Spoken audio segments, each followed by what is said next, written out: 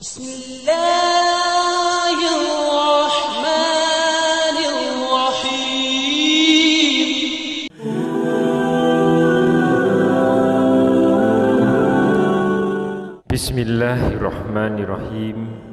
Assalamualaikum warahmatullahi wabarakatuh.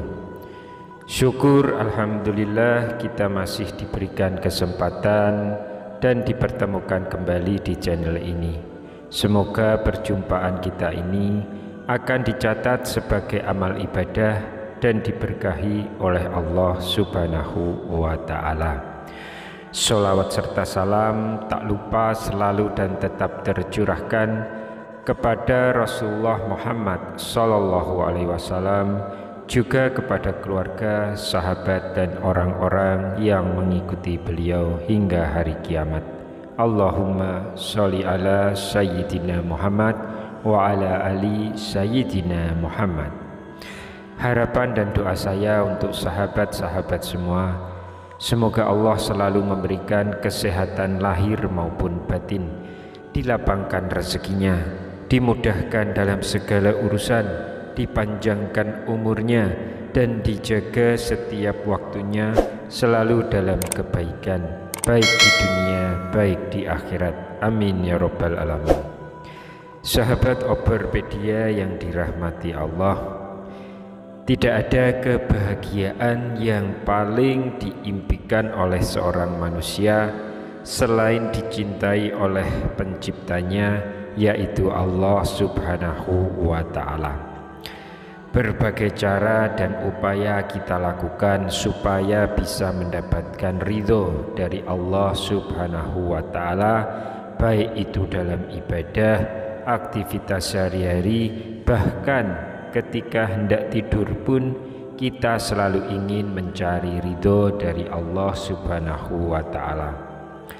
Hal tersebut kita lakukan semata-mata hanya untuk bisa mendapatkan perhatian dari Sang Khalik.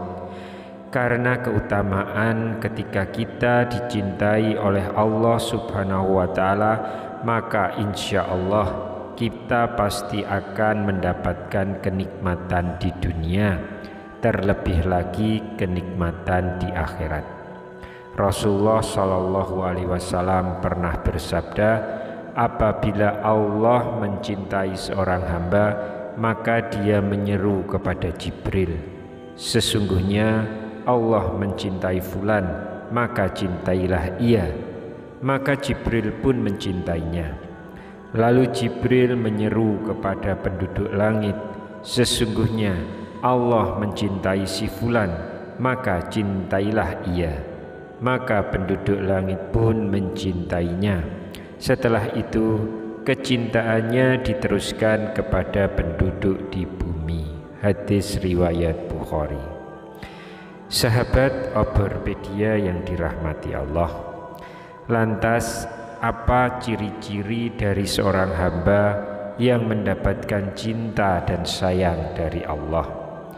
Yang pertama, dibukanya pintu amal soleh sebelum kematian.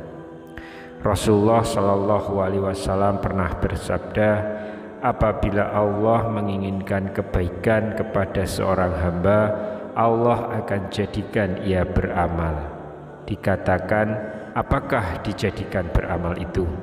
Beliau bersabda, Allah bukakan untuknya amalan soleh sebelum meninggalnya, sehingga orang-orang yang berada di sekitarnya ridho kepadanya. Hadis riwayat Ahmad dan Al-Hakim.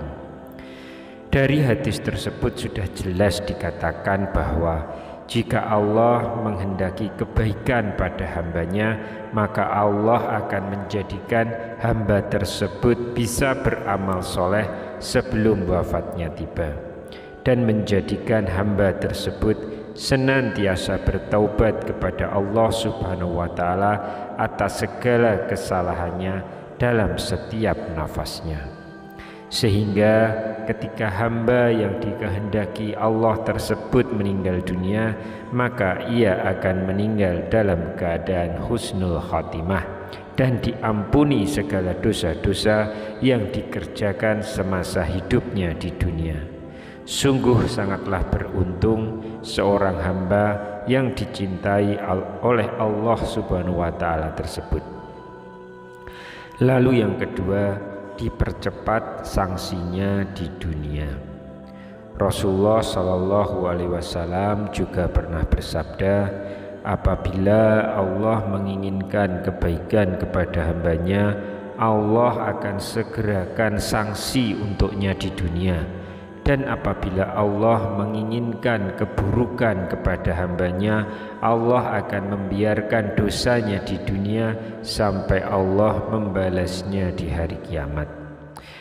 Meski salah satu tanda seseorang yang dicintai Allah adalah dipercepat sanksinya di dunia, akan tetapi kita tidak dianjurkan untuk meminta kepada Allah agar supaya dipercepat sanksi kita di dunia, karena belum tentu kita akan sanggup untuk menghadapinya.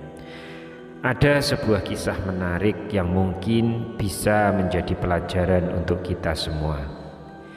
Dikisahkan dari Anas radhiyallahu anhu bahwa Rasulullah Shallallahu Alaihi Wasallam pernah menjenguk seorang laki-laki muslim yang sedang sakit parah, hingga tubuhnya kurus dan lemah seperti seekor burung yang kecil.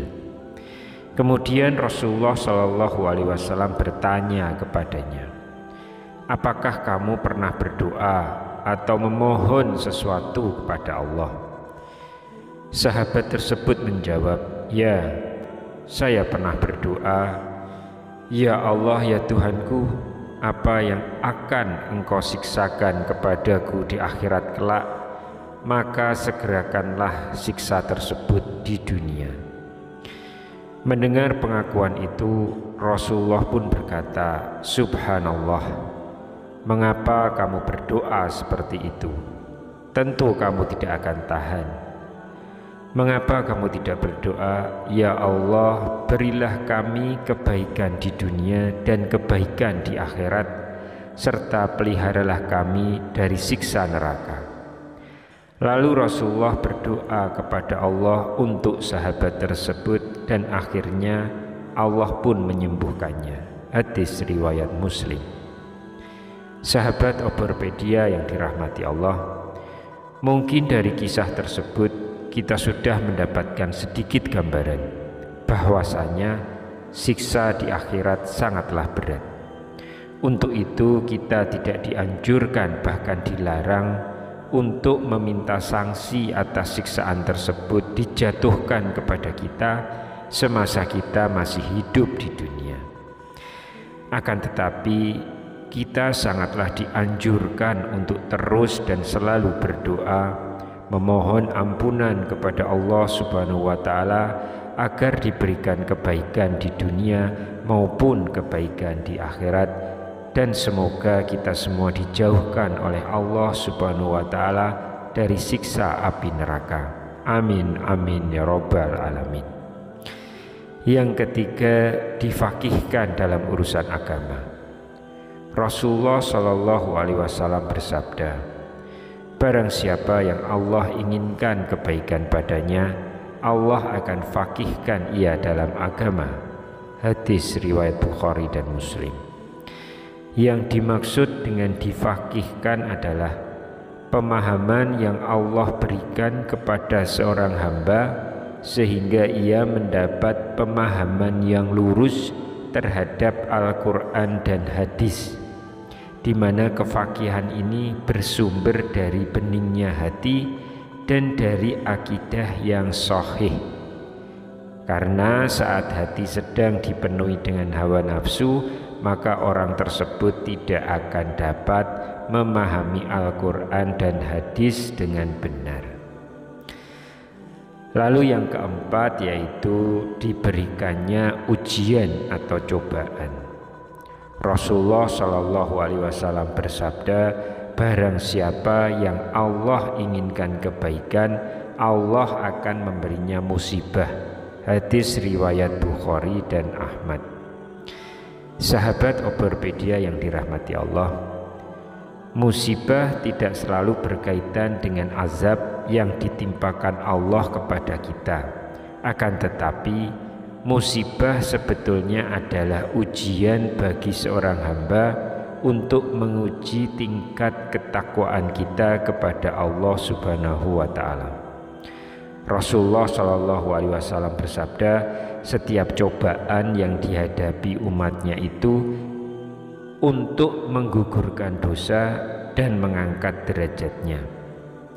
Begitu pula Allah berfirman melalui Quran surat At-Taghabun ayat yang ke-11. Tidak ada suatu musibah pun yang menimpa seseorang kecuali dengan izin Allah. Dan barang siapa beriman kepada Allah, niscaya dia akan memberi petunjuk kepada hatinya, dan Allah Maha mengetahui segala sesuatu. Dalam ayat tersebut sudah jelas dikatakan bahwa semua ujian itu datangnya dari Allah Subhanahu wa taala, dan bagi siapapun yang berserah diri ketika mendapat ujian dari Allah, maka Allah akan memberikan petunjuk kepada hati orang yang sedang diuji itu supaya mendapatkan kebaikan dari ujian tersebut. Untuk itu, apabila kita sedang diuji dengan pangkat atau jabatan, berendah hatilah, bertawaduklah, supaya kita terhindar dari kesombongan. Apabila kita sedang diuji dengan rezeki atau harta kekayaan, hendaknya kita semakin rajin bersedekah, membantu orang-orang yang sedang dalam kesusahan. Dan apabila kita sedang diuji dengan umur yang panjang, maka hendaknya kita gunakan sisa umur itu untuk selalu berbuat kebaikan, memperbaiki amal perbuatan, dan terus memohon ampunan kepada Allah. Insya Allah dengan cara seperti itu kita bisa menjadi manusia yang dicintai oleh Allah Subhanahu wa ta'ala. Amin ya Rabbal alamin. Kemudian yang kelima, diberikannya kesabaran. Terkait hal ini ada sabda Rasulullah SAW, tidaklah seseorang diberikan dengan sesuatu yang lebih baik dan lebih luas dari kesabaran. Hadis riwayat Bukhari dan Muslim. Seperti kita ketahui, kesabaran dalam keimanan bagaikan kepala dengan badan, yang artinya keduanya tersebut saling melengkapi. Begitu juga dengan iman seseorang. Iman tak akan hidup dalam diri kita kalau tanpa dibarengi dengan kesabaran. Dan supaya bisa menjalankan perintah Allah dan menjauhi setiap apa yang dilarang, iman dan kesabaran sangat diperlukan, karena iblis dan bala tentaranya tak akan pernah tinggal diam untuk menyesatkan manusia dari jalan Allah. Untuk itu marilah kita berdoa bersama, semoga kita semua bisa menjadi salah satu di antara hamba-hamba yang dicintai oleh Allah Subhanahu wa ta'ala. Amin amin ya Rabbal alamin. Wallahu a'lam bishawab. Demikian yang bisa kami bagikan di kesempatan kali ini. Semoga memberikan manfaat untuk kita semuanya. Assalamualaikum warahmatullahi wabarakatuh.